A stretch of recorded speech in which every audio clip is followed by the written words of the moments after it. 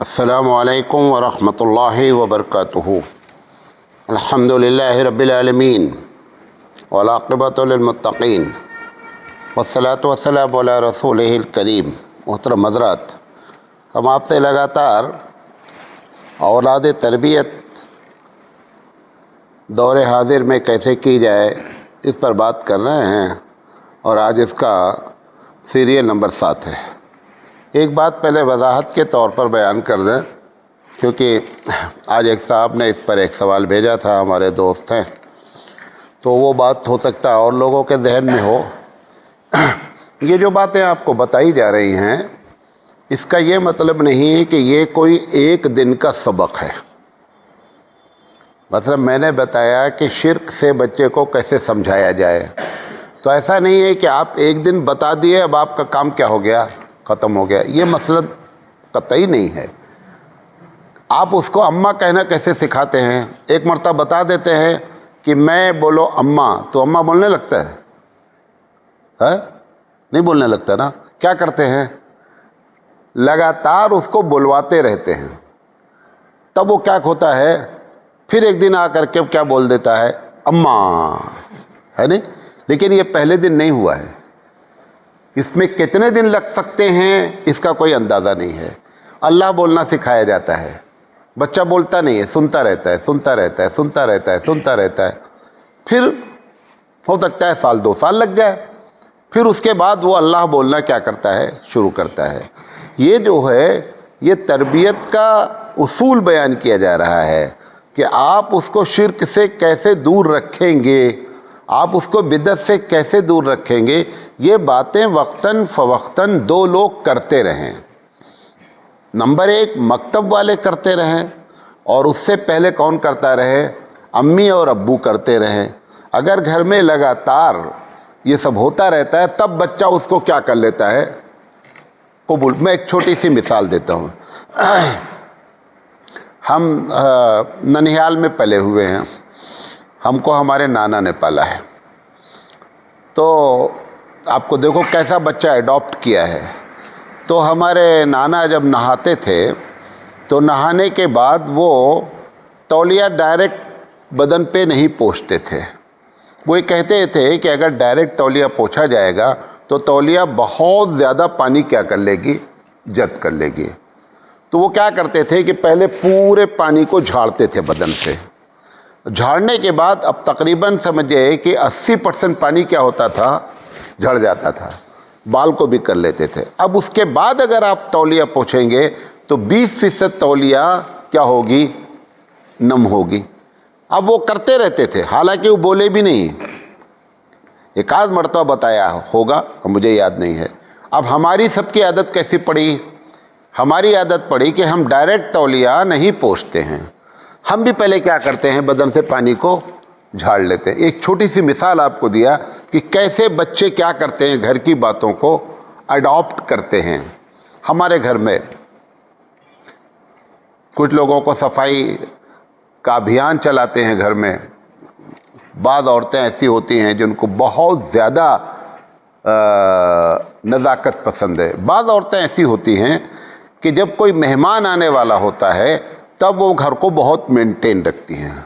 اب یہ تینوں طرح کی عورتیں موجود ہیں۔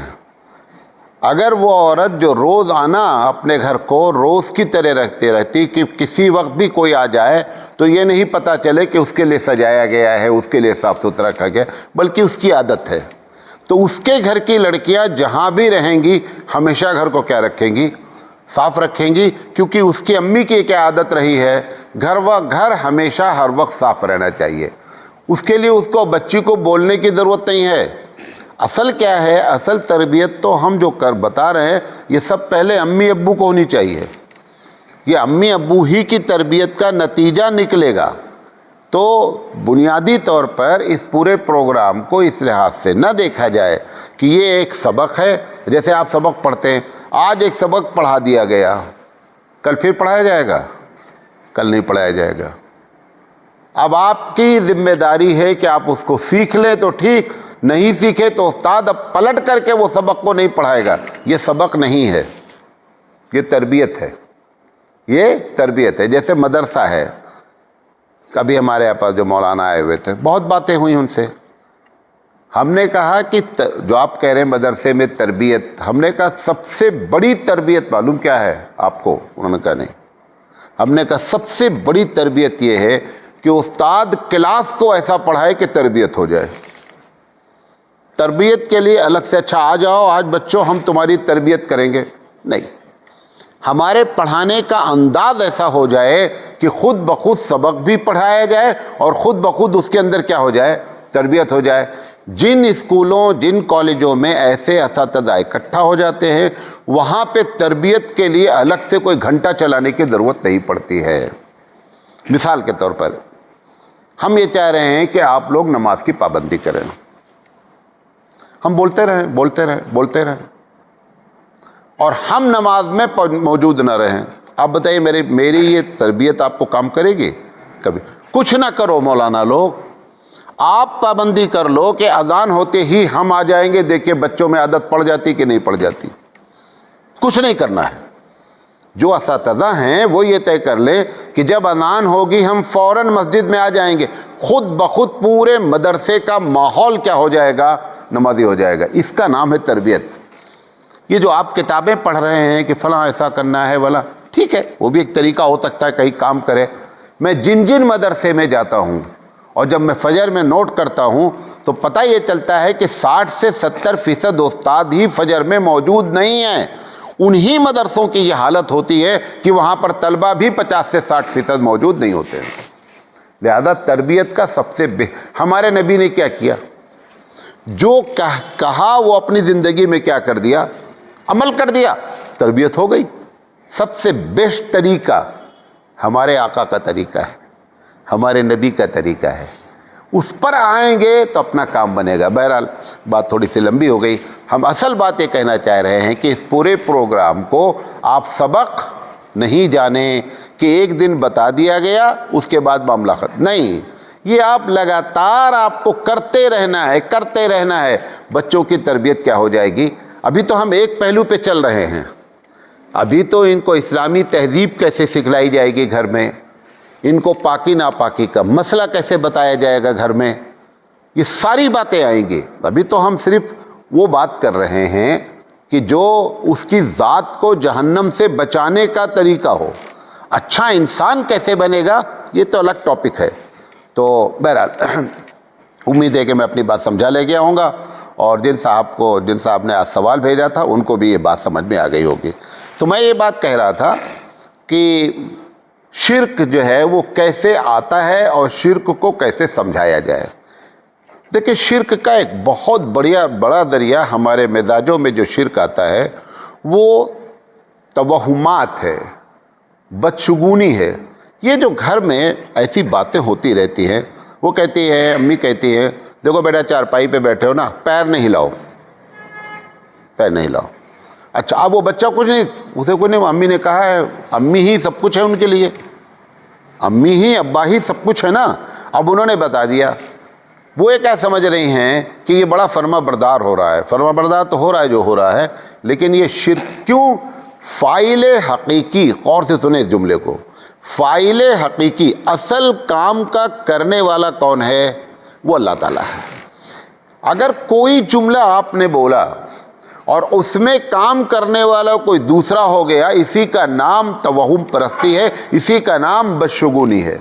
اگر یہ گھر میں لگاتار آپ بولتے رہے ہیں تو اس کا مطلب یہ ہے کہ آپ کتنا بھی چاہیں کہ اولاد میں شرک ختم ہو جائے اور یہ توحید پرست ہو جائے، کبھی نہیں ہوگا.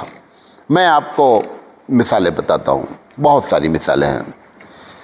ابھی جب کیا کہتے ہیں، عورتیں جب پریگننٹ ہوتی ہیں، حاملہ ہوتی ہیں، تو کہتی ہیں کہ اگر کوئی مر گیا ہے نا تو اس کے قریب یہ پریگننٹ عورت کو نہیں جانا چاہیے.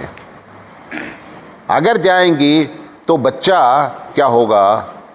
جو پیدا ہونے والا بچہ ہے اس کے اندر کچھ کمی ہوگی. اچھا اس کا مطلب کہ مرا ہوا آدمی اپنے اثرات دکھلاتا ہے. کہہ نہیں رہی ہے وہ، لیکن اس بچے کے دماغ میں یہ بات ڈالی جا رہی ہے کہ یہ مرنے کے بعد بھی بڑا پاورفل آدمی ہے. ایسی باتیں اگر آپ بولیں. اب اور بتاتا ہوں. ابھی مثال کے طور پر ایک آدمی کی شادی ہو گئی، ہوتی ہے کبھی کبھی ایسا ہوتا ہے کہ جس دن شادی ہوئی دلہن آئی اور اسی دن گھر میں کسی کا کیا ہو گیا، انتقال ہو گیا۔ اب جب انتقال ہو گیا تو منحوس کون ٹھہری؟ وہ عورت ٹھہری۔ آپ نے گھر میں کہنا جملے بولنا شروع کر دیا۔ اب اس کے سامنے بھلے نہ بول رہے ہوں، اس دلہن کے سامنے، لیکن گھر میں ننندے، بھابھیاں، دیورانی، جیٹھانی بہت مسئول ہے، کچھ صحیح معاملہ نہیں چل رہا ہے۔ یہ جو بچے سن رہے ہیں اس کا مطلب کیا ہوا کہ اس عورت کے اندر طاقت ہے جو آئی ہے، اور اصل مارنے والا کون ہے؟ اللہ ہے۔ اللہ موت کا وقت متعین کیے ہوئے۔ تم نے جو ایسی باتیں کی نا، ایسے پھر اس کے دل میں شرک آئے گا۔ ابھی جب سورج گرہن لگتا ہے تو اتنی زیادہ توہمات عورتوں میں ہے، اتنی زیادہ ہے، پتہ چلا کیا کہ سورج کے اندر یہ طاقت ہے کہ وہ تمہارا بنا دے اور بگاڑ دے۔ یہ ایسی باتیں اگر گھر میں آپ لگاتار کرتے رہیں گے تو اس کے نتائج اچھے برآمد نہیں ہوں گے۔ آپ سمجھ رہے ہیں کہ صرف ایک بدشگونی کی بات ہے، نہیں، یہ ہمیشہ بدشگونی شرک کو جنم دیتی ہے۔ کہتے ہیں کہ اگر خالی قینچی آپ نے چلا، بات بچے کرتے رہتے ہیں نا گھر میں، جیسے بات بچوں کی عادت ہوتی ہے مہر مارنے کی، بات بچوں کی عادت ہوتی ہے کوئی پیپر پا جائیں گے نا تو دستخط کرتے رہیں گے، ان کو پی ایم بننا ہے، دستخط کی پریکٹس کر رہے ہیں، عادت ہوتی ہے۔ تو وہ قینچی کیا کرتے ہیں؟ لڑاتے رہتے ہیں۔ اب امی کیا کہتی ہیں؟ دیکھو بیٹا، اگر قینچی خالی لڑاؤ گے نا تو پھر کیا ہوگی، گھر میں لڑائی ہوگی۔ مطلب لڑائی کرا کون سکتا ہے؟ قینچی کرا سکتی ہے۔ یہ سب باتیں کیا ہوتی ہیں؟ سب ہمارے معاشرے میں، اچھا چونکہ بہت بڑا بھارت ہے، ہر 200 کلومیٹر 250 کلومیٹر کے بعد ہماری تہذیب بدل جاتی ہے، الگ کھانا ہو جاتا ہے، کپڑا ہو جاتا ہے۔ تو میں یہ نہیں کہہ رہا ہوں کہ میں سب کو کور کروں گا تو 2-3 ہفتے چلے گا اور وہ بدشگونی ختم نہیں ہوگی۔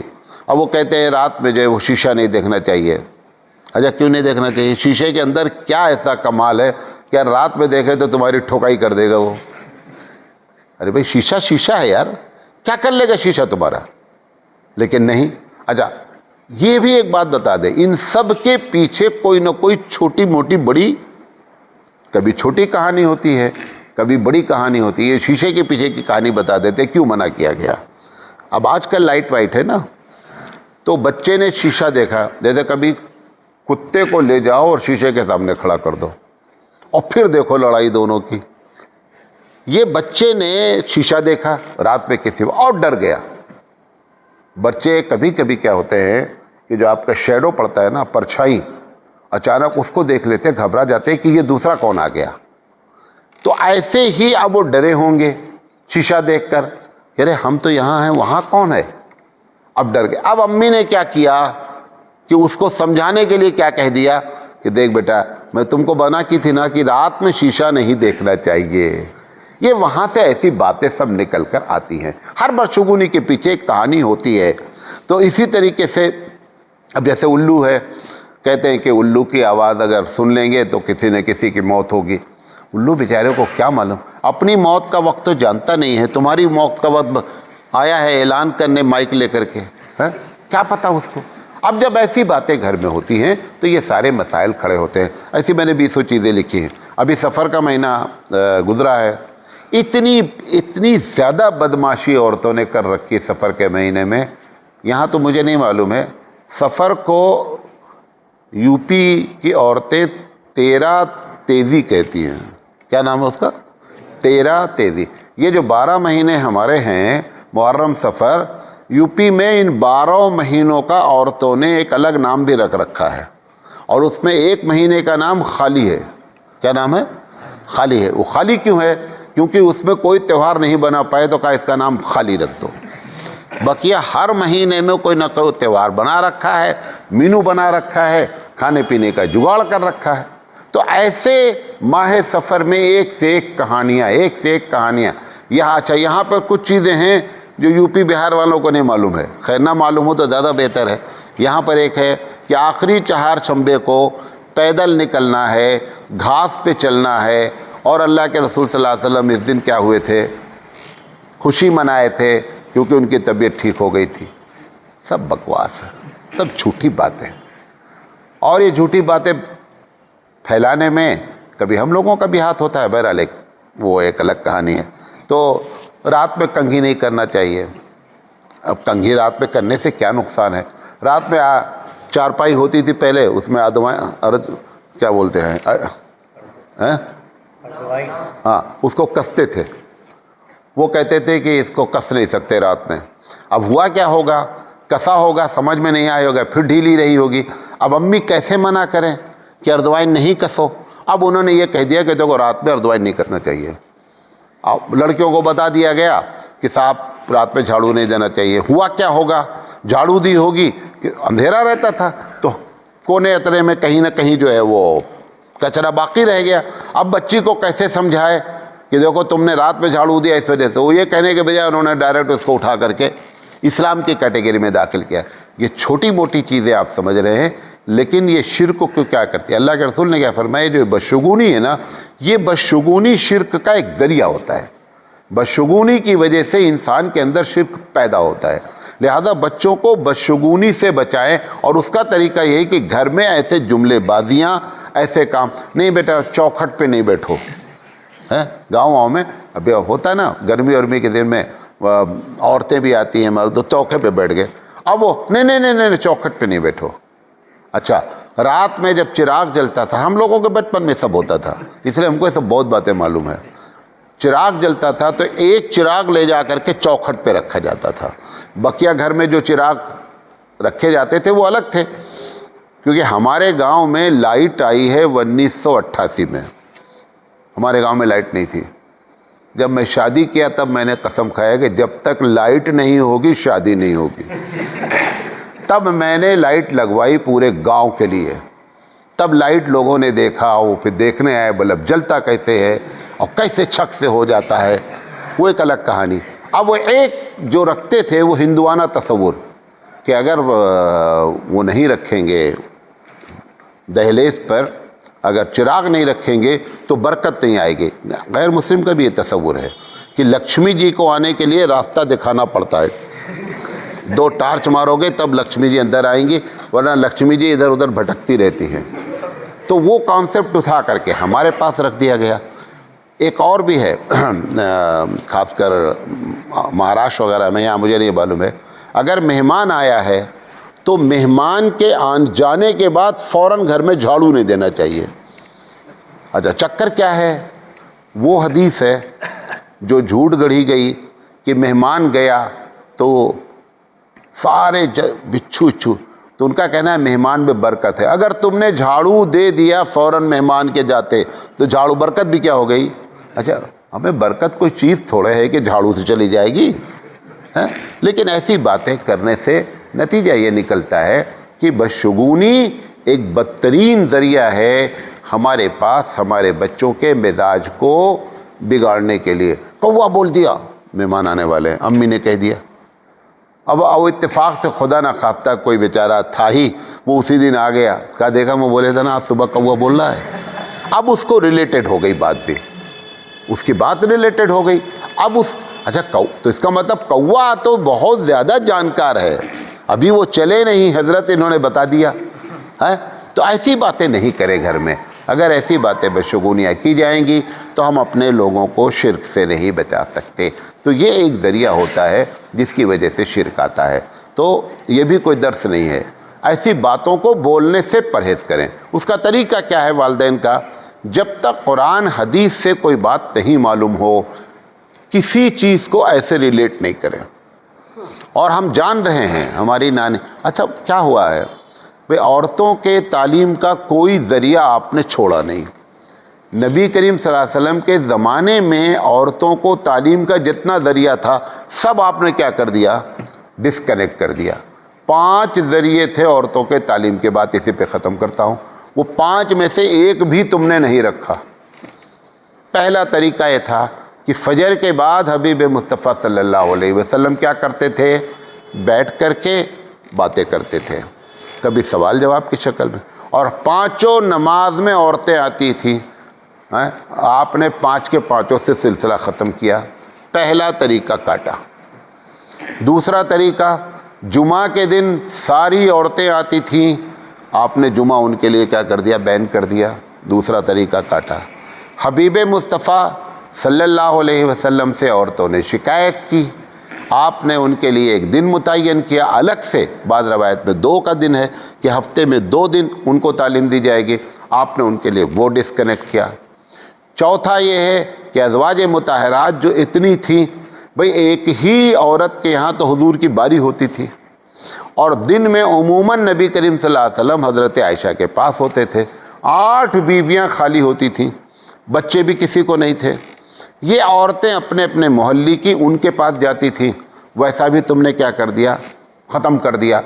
پھر نبی کریم صلی اللہ علیہ وسلم عید بقرعید کے موقع پر خطبہ دیتے تھے، تقریر کرتے تھے، وہ عورتیں بھی آ جاتی تھیں جو نماز دن کے چھوٹی رہتی تھی، وہ بھی آتی تھی، وہ بھی آپ نے ختم کیا۔ اب آپ بتائیے، جب سارے سورس آپ نے ختم کر دیے ہیں تو یہ بدشگونی کہاں سے ختم ہوگی؟ ہم پہیا گاڑی کے ایک پہیا ہیں، دونوں پہیا برابر چلتی ہے تب گاڑی چلتی ہے۔ اچھا، آپ کو جو باتیں معلوم ہوتی ہیں آپ گھر میں بتاتے بھی نہیں ہیں، تو چھٹا طریقہ بھی آپ نے بند کر دیا۔